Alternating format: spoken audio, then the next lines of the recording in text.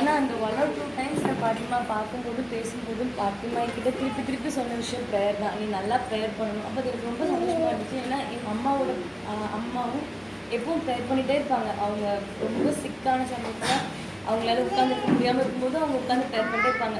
அப்போ எனக்கும் கல்யாணத்துக்கு முன்னாடி எங்கள் 2 பாட்டிமாவும் இறந்தாலும் எனக்கு ரொம்ப வருத்தமாக இருந்துச்சு. என்னோட பாட்டிமா என் கல்யாணத்துக்கு பார்க்கலன்னு சொல்லிட்டு. அப்போ எனக்கு ரொம்ப சந்தோஷமாக இருந்துச்சு. சரி எனக்கு பாட்டிமா இல்லை, ஆனால் அட்லீஸ்ட் என் ஹஸ்பண்டோட பாட்டிமா எனக்கு இருக்காங்க, எனக்கு கல்யாணத்துக்கு அப்புறம் புது பாட்டிமா கிடைச்சிருக்காங்கன்னு சொல்லிட்டு.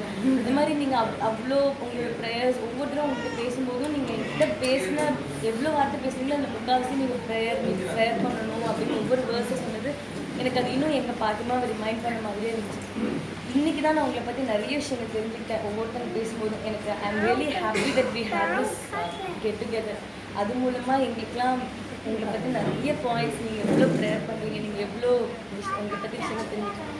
அது மாதிரி எல்லோரும் சொன்ன மாதிரி உங்களுடைய சமையல் நான் சாப்பிட்டதில்லை, ஆனால் I real get to know through my அத்தை.